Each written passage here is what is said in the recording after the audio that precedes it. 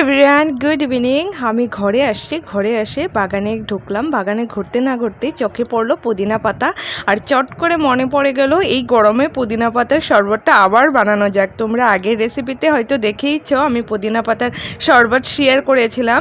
তো দেখি বৌদি রান্না করছে, আমি ভাবলাম ওখানে আমি যে গরমে রান্না করি, মনে হয় কেউ যদি এক গ্লাস শরবত করে দিত খুব তৃপ্তি পেতাম, কিন্তু সেখানে করে দেওয়ার মতো কেউ নেই, আমাকেই করে খেতে হয়। আর এখানে দেখো আমার পুচুমনু খুব বসে আছে, রেস্ট নিচ্ছে, ওর দুটো বাচ্চা হয়েছে।